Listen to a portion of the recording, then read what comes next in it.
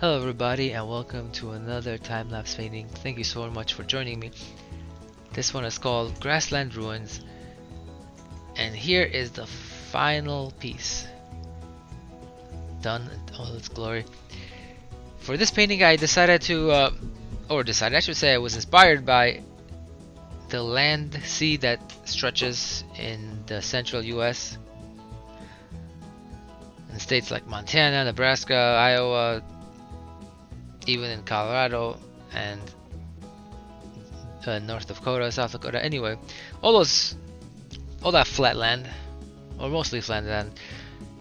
There are portions of it where there's not many trees, and then if you drive over a tall hill, you get to see so far that the land itself melds right into the horizon, and it looks amazing, really pretty. And I never really thought I would think of it as beautiful until I got to drive through it.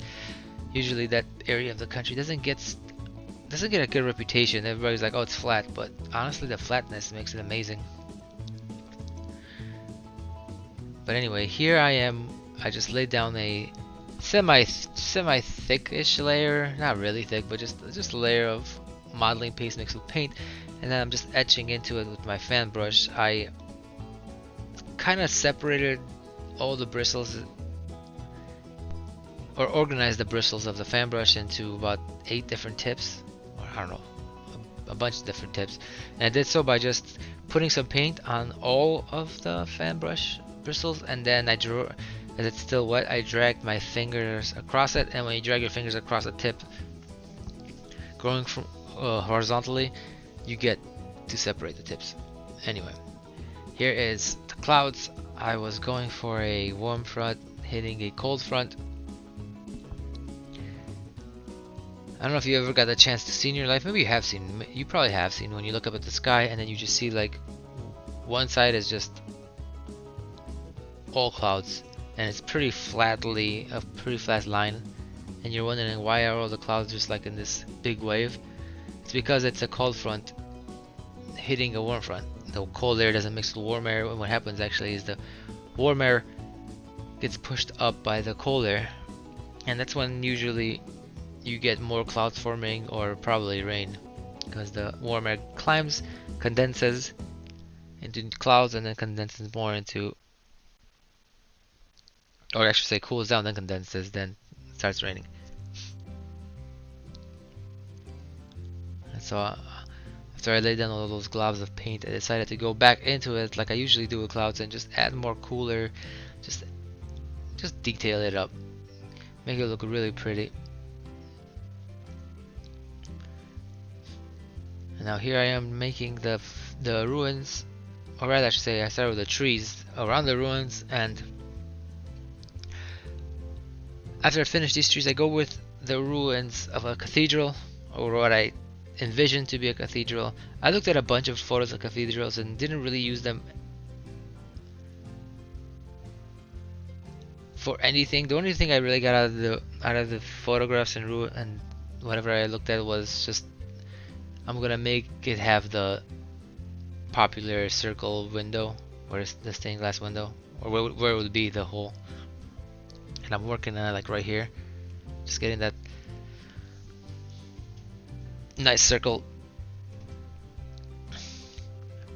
And after that I just kind of winged it myself. I did like a couple of sketches just to like, what's it gonna look like. And then once it looked right, I just translated it into this modeling paste mixed with acrylic paint, and then just sculpted it on there. Yeah, pardon my head if it gets in the way.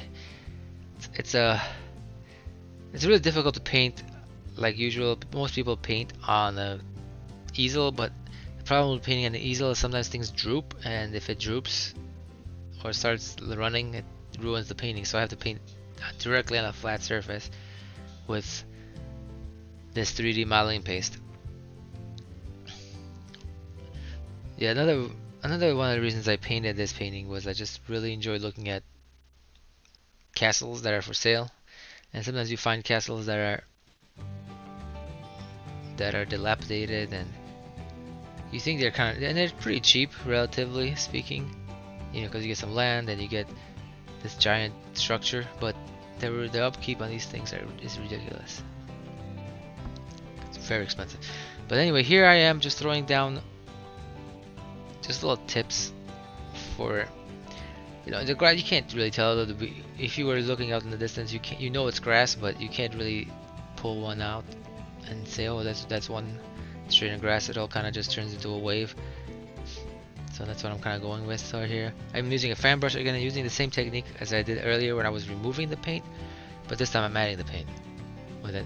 And as you can see, I'm running my finger across the tips of the tip of the brush just to separate the tips, because they come together. When I start applying the paint, they come together, and then I have to run my finger across the bristles to separate them. They don't all separate. They just separate enough to create 6, 7, 8, 9 different tips, each of which I use to apply a little bit of paint with, so it speeds up the process, and then later on I'll go back into it. But here I am using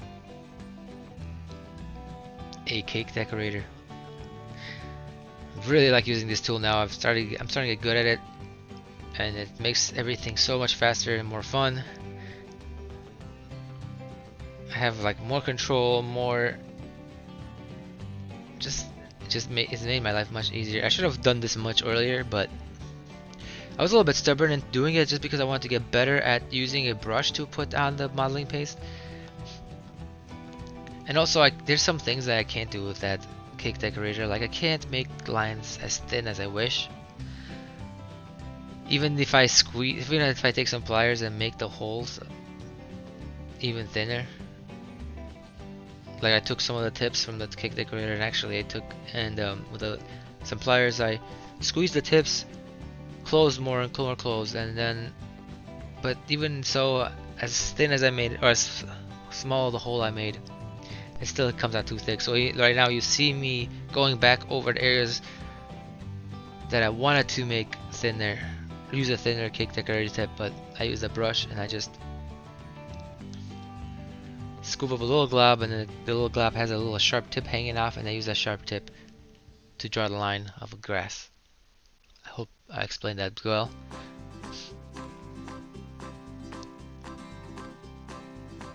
And yeah, feel free to skip sometimes if it looks tedious. I like to just leave it on, just so you can see how much repetition there is involved in this process. Now the beauty about the repetition is I have to think minimally. So, but it is a little bit tedious. But the beauty of it again is that I get to listen to music and podcasts and audiobooks. So I do get to enjoy myself a bit. Or sometimes I don't listen to anything and kind of try to plan out some other things later in life, or some new paintings. So I can kind of have my mind preoccupied with other things as I'm doing this. And if you see me right here, if you see me touch up the things with my brush, it's because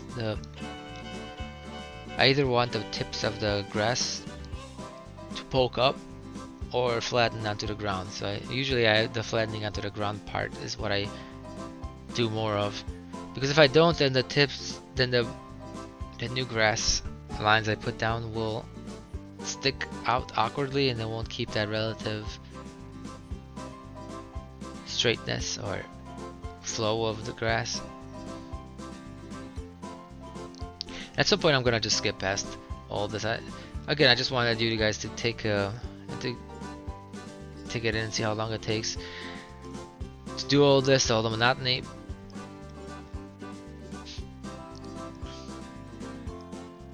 But I still enjoy doing this more than anything else in life.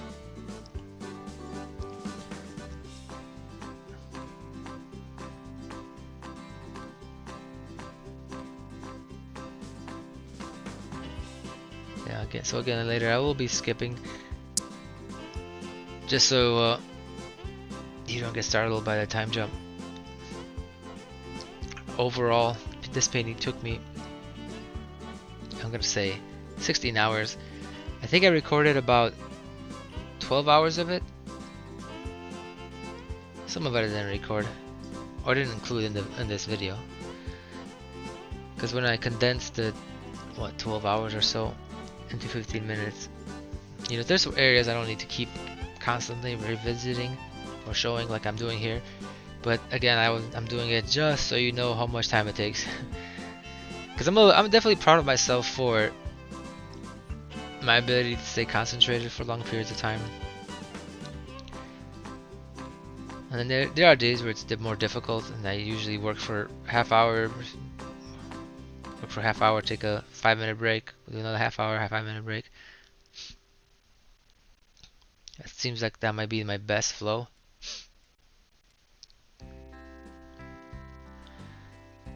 Another part of the inspiration to this is it would be really nice to own just a giant piece of land where you could have cattle, sheep, maybe even have it more close to the mountains where you could go hunting, farm some land, own a giant piece of land.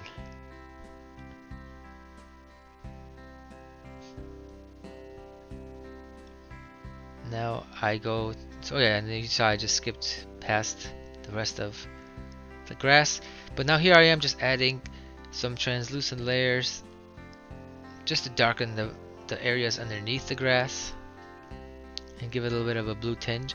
And then I add some red, because red is a complement of green, so it makes, if you mix red with green, you usually can get black. And I added more of that just to darken the areas underneath the grass. And then I move forward to adding what's it called, the flowers.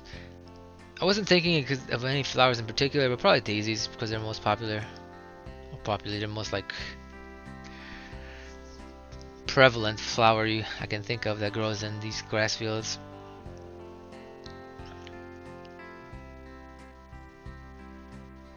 And this part again is just a lot of repetition of just keep adding more and more tips.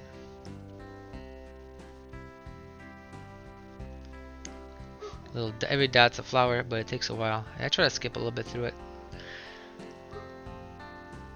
with the video just so you can see again the amount of repetition it takes. Again, if you ever do want to make your own paintings, have some cool things to listen to while you're doing it, or maybe have some cool things to listen to and then paint. You can do it that way too. Sometimes I do it that way just because I'm not necessarily inspired to do anything, but I know that once I get started, I'll be going. But getting started is the hard part for anything really. Even if you're good at something, getting started is the hard part. But once you get started, you get momentum. So sometimes you just gotta find ways to convince yourself. And one way I convince myself is audiobooks and podcasts and all sorts of audio entertainment that's like, oh, if I put this on and start painting,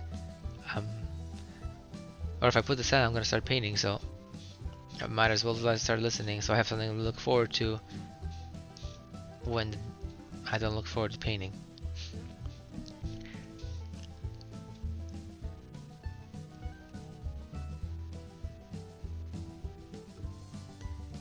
I'd say my biggest goal whenever I make these paintings is kind of balance out some realism with,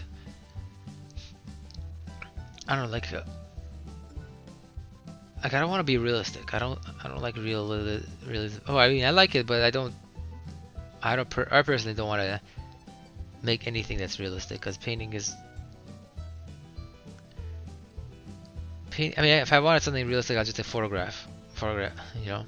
I mean, not to take away anything from people who like realism, who paint realism. It's not my cup of tea, though. I like to see what creative ways of painting artists can come up with. So that's part of the reason why I paint the way I paint. And here I am lightening up, trying to add more highlights. Like I went to the back and lightened it up a bit, and I also took some of that paint and just dragged it across the grasses so it lightens up the ones that, or the parts that stick up for the grass. And then I threw a little bit of red on the back, just a little bit orange, because the orange again is complementary to the blue, and it kind of adds a bit more fun to the color scheme.